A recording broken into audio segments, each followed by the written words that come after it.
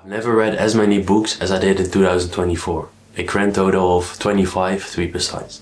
2024 is also the year I had the most time off I probably have ever had since a while. Which is also probably the reason why I read a lot. And which is probably also the reason why most of them are read on my Kindle. While I love reading and it is one of the first things I pack when traveling, during my biggest trip this year, which was a backpacking trip, I had to make sure everything was as small as possible, so most of them were read on my Kindle. To make a very broad selection of the things I've read this year, they can be globally spread up in books of the same author, books of a series I've previously read, non-fiction and solo books. And also an honorable mention for books about the bookshop, since for some reason I tend to really like those books as well. Starting with the books that are part of a series I've read before. So when I first got into reading, one of the most important things for me was first of all that a book was informative, and second of all it was really short, since I was still getting started with reading and it was really hard for me to keep my focus for a long period of time.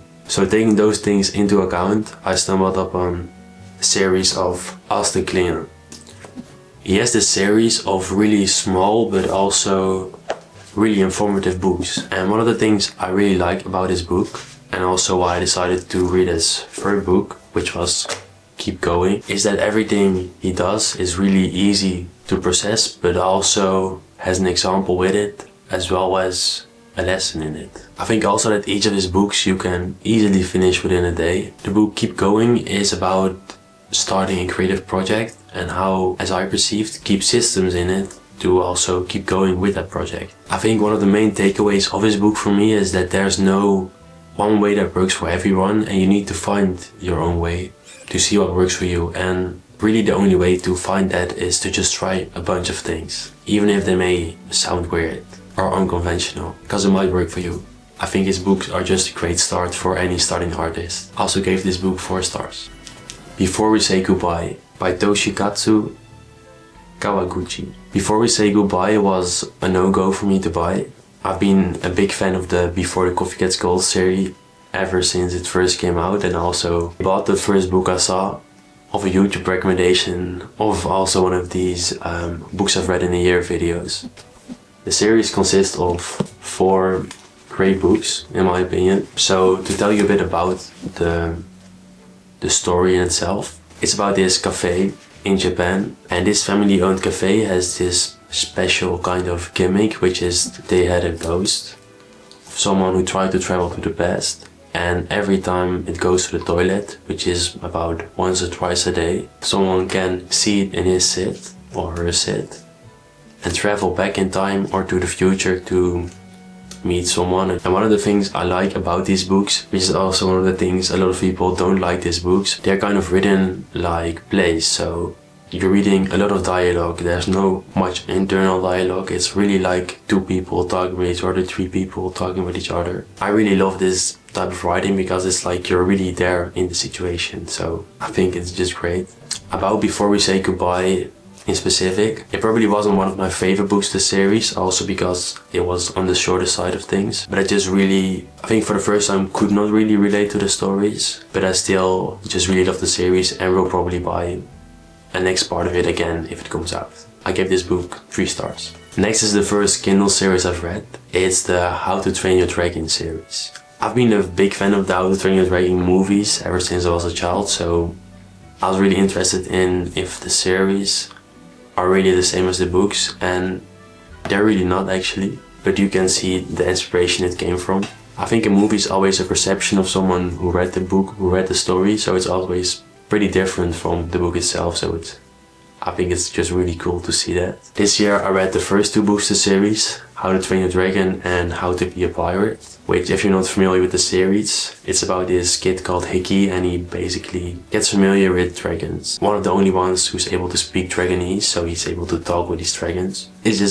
I just think the whole concept is really cool, which is also why I really enjoyed these books. Also it's a really nice book to read and just not think about much. I gave these books 5 stars for How to Train a Dragon and 4 for How to Be a Pirate. And I will probably continue reading this series in the next year, so I'm looking forward to that. This next section is books of the same author, which could be either books of the same author or books I've previously read of that author, so let's get into them. So the first book I got into is A Villa with a View. This again is a Kindle book I read while traveling, which basically is about this really creative girl who's kind of searching for a father in Italy, which in itself always makes for a great story. This is a book by Julie Kaplan even. This is the first book I've read by her. I think one of the things that makes a book great is if I can just keep reading it without looking at the pages. I really have this habit of making progress from reading, so I keep looking at the pages. What percentage of the book am I? How many pages do I have left? Quickly taking it to the next day to pick up where I left off yesterday. Just a really nice quick read, and I gave it 5 stars. Next are 3 books by Ellie Hazelwood, starting with Below Zero, Bright and Love Theoretically. If I don't know what to read next, a book of Ellie Hazelwood is always a safe choice. She always writes these funny, wholesome romances, normally with characters with a kind of sciencey background, since also she herself is a neuroscientist, so of course with her background she also can do a lot to these characters. Especially Below Zero and Love Theoretically are great examples with her kind of signature style of writing books. Below Zero is one of her shorter books, I think also called novellas. It's displayed in a really cold side of the world, like Antarctica or somewhere down there.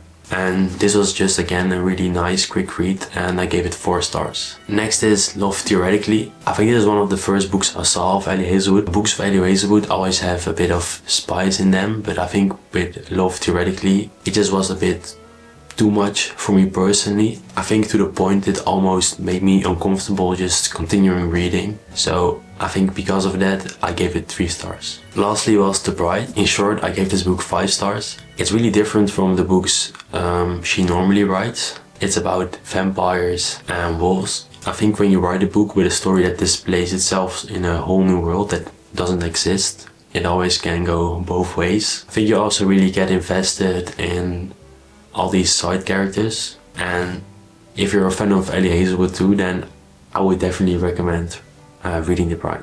Next are the non-fiction books I've read this year, starting with Rich Dad Poor Dad by Robert Kiyosaki. I think Rich Dad Poor Dad is one of the first books you've probably heard about when you want to start investing or anything money basically, and I think for good reason.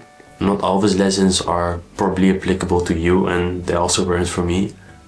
But I think he does give a good introduction to starting investing and just basically the kind of basic rules about going with money and how you should see work. This book also made me start investing myself, so only for that it would already be just a great book. I think one of my favorite sayings in this book, which I think also came back in many different circumstances, is that once a dollar, or basically any currency, goes into your asset column, it becomes your employee. And I think this philosophy is also one of the things that made me start investing, since I've always been kind of hesitant with these things, as I'm not really experienced into them. But I think one of the best ways to learn about stuff is to just do it. But of course with money, always be careful that it's money you are capable of losing, because investing is just something that's not guaranteed. All in all, I gave this book 4 stars as well.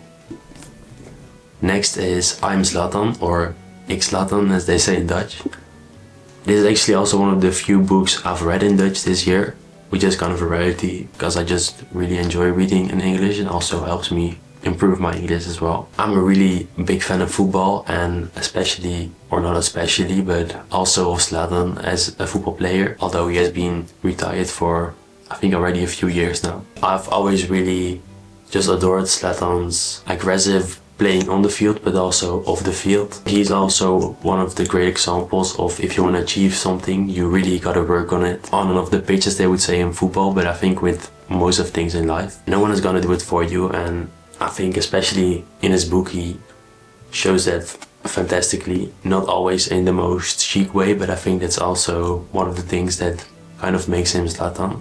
If you don't know anything about this man, it is probably a bit hard to understand, but for any football fan I would definitely recommend reading his book. And I also gave it 5 stars, so thank you Zlatan. Next is The Monk Who Sold His Ferrari, another book I read on the Kindle, and also the last non-fiction book I've read this year. While I would classify it as non-fiction, the whole story is fiction, and It just kind of teaches you lessons along the way while you're reading a story, basically. One of the turn-offs for me with a non-fiction book is that it's just really dry stuff. And I think with the Monk Who Sold Us Ferrari, or more kind of these books, is that it's really just a story, and I just love reading stories, which also probably why I read a lot of fiction. But while you're reading this story, you're still taking away a lot of valuable lessons. I think that's just a really awesome way to inform yourself while still enjoying a nice story. One of my favorite sayings from the book was when the main character was talking with this woman. She told me that the best time to plant a tree was 40 years ago, but the second best time is today. This is a philosophy I already had before reading the book, but I think it's also a great reminder that there's never really a good time to start, because you've always would want to start earlier. But if you keep thinking that, you're probably just gonna procrastinate and don't start at all, so just do it. In short, I gave this book 4 stars. So the next 3 books are about bookshops, which for some reason I have taken a liking to. So the first book is The Lost Bookshop by Eva Woods. It's about this girl called Oppeline, and she basically comes into contact with this magical bookshop. I think without spoiling too much, if that doesn't really, fascinate you, then I probably wouldn't recommend this book. This is also probably the most fiction-y book of the 3 bookstore books I've read. I personally really enjoyed this read. It also includes a bit of history, which I think is always great since I'm not that well learned in history, so books always are a great way to, get that up a bit. Also connecting to that, since I'm not that big on history, these books are always a bit of a tough read for me, but I still really enjoyed the story overall, which is also why I give it 4 stars. Next is Days at the Murasaki Bookshop by Satoshi Yagisawa. I think for me, Days at the Murasaki Bookshop is everything I want a bookstore book to be about. For me, it really just romanticized having a bookstore, working at the bookstore, which I think is a fantastic idea in itself, but I think this book really sold that idea to the reader. My favorite saying in the book is, it takes a long time to figure out what you're truly searching for. Maybe you spent your whole life just to figure out a small part of it. This really wasn't the aim of the story, but I think it was a great takeaway. I think not everyone does find in life what they truly do love, but if you're so fortunate to find that, you should be truly happy about that. I think also the main character in the book is searching herself a bit, what she want to do, and this kind of journey is really fun to read, which is also why I really love this book, and probably also one of the favorite books I've read this year, which is also why I gave it 5 stars. Next is Welcome to the Huyangnam Bookshop. It's about this woman called Yungu who's opening her own bookshop, and this is a pretty difficult task for her, as probably would for anyone, but you're really getting inside view in basically how she's experiencing this and doing this. This book didn't really hit like the previous one I mentioned. I think this is really a classic slice of life book where you get some insights into how it will be to maybe own your own bookstore one day as well. I gave this book 4 stars. Lastly are the solo books I've read this year. Not really solo, but as in they weren't part of a series I've read before or an author I've known before reading the book. Starting with the first book, Damsel. So to give a bit of a backstory, always before I go on vacation, I just go to the bookstore and pick up a few books. And Damsel was one of them. I've always saw the movie on Netflix, or at least I saw it on Netflix, but I've never actually watched the movie. Since there was also one of the things I just wanted to read the book first before watching the movie. I read this book on vacation in Spain, and I think I finished it in like 4 or 5 days, which for me personally is really quick. And I think also shows that it's just a really fun read. Also, since I can remember the story like quite vividly still, it probably means it made a big impression on me. I gave this book 5 stars. To add to that, I personally love the book a bit more, since it really goes into the details of how the main character, without spoiling too much, eventually fights the kind of enemy in the book or movie. Also, the endings are a bit different for the book and the movie, and I personally just love the ending of the book way more, since it was pretty out of pocket. But I think both are still really fun, but if you gotta choose one of the two, I would definitely recommend the book. Next is Doggerland which is a book I got from one of my friends while traveling. So to give a bit of a backstory, while traveling Asia last year, someone I met gave me this book. She had been reading this the whole time I was with her. And then when I left, she gave me this, so that was pretty memorable for me, and also I felt like I should really finish it. It was also one of the longest books I've read this year, with about 450 pages, and also I really could not get into the story. First of all, it was Dutch, which was a bit of a switch up from what I'm used to anyway, and the story itself wasn't really my kind of story. It was a murder mystery, which is not really the genre I normally read, but kind of pushed through because I just wanted to finish this book, and I did manage to finish it, but it took a lot of effort. I gave this book 4 stars, but looking back on it, it was probably more of a 3-star read for me, considering all the effort I had to push myself through to actually finish it. I think murder mystery is just not really for me. Nevertheless, it was still good to read some different genres, and something I'm also trying to do in the next year, or this year actually. Tokyo Ueno Station. I can be really short about this book. This was again one of the books I just bought before going on vacation, and this one just didn't really do it for me. This wasn't even when I went on vacation last year, but the year before that. That's how long it took me to finish this. So a 3-star read for me. The Hobbit. So continuing with these books which are not really for me. I think the story of The Hobbit, as acclaimed by many people, and also probably people with a lot more knowledge about it than me, is just amazing. It's just that since English isn't my first language, this book was just really hard to understand for me, and I think because of that also the reason why I gave it 3 stars. But I think for anyone who hasn't seen the movies yet, like me, which is maybe special, I think it's always fun to read the book first to get a bit more insight into the whole story before seeing someone else's perspective, as in the movie. But this book didn't really do it for me, unfortunately, but still I'm glad I read one of these big books.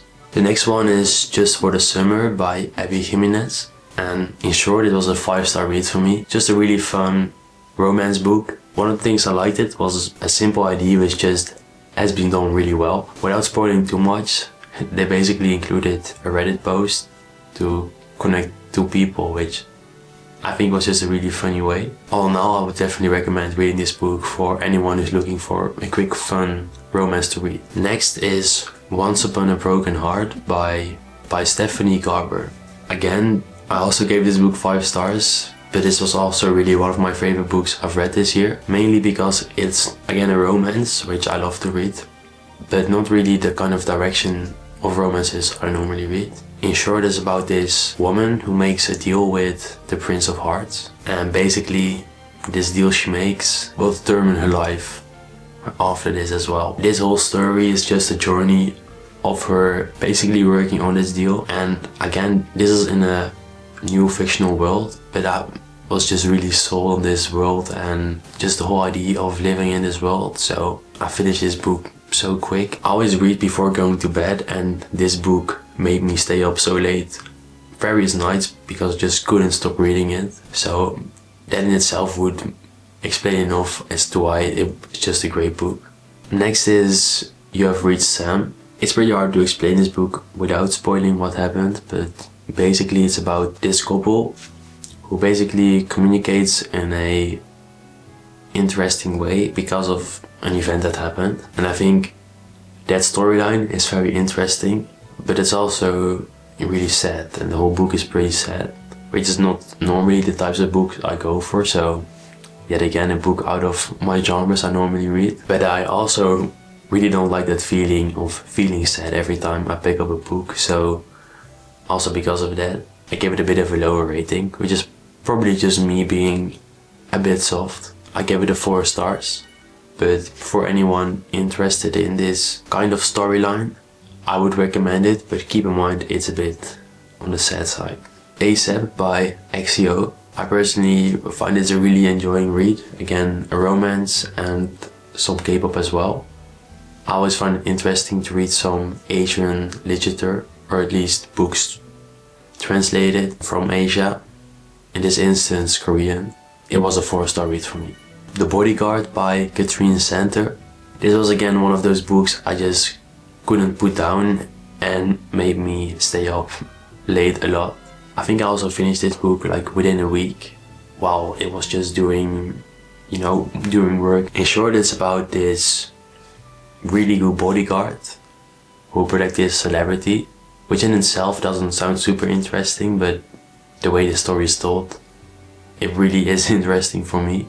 All in all, I would just personally really recommend reading this book. 5 stars for me. Lastly, The 7-Year Slip by Ashley Poston. As said with fiction before, if we're gonna introduce a crazy concept, you need to be able to sell it well, and I think Ashley does this greatly, which is also why I'm also currently reading one of her other books called A Novel Love Story, but that's a bit beside the point. I think it would actually be most fun not to tell anything about the plot and just read it blindly, so this will be my blind recommendation and also 5 stars of me personally. And with that, also the end of this video. This is probably the longest video I've ever made on my channel, so I hope you enjoyed it. I really love talking about books, so if you like this then definitely let me know and I will make some more videos about books. With that, I'm Casper and thank you for watching. Bye bye.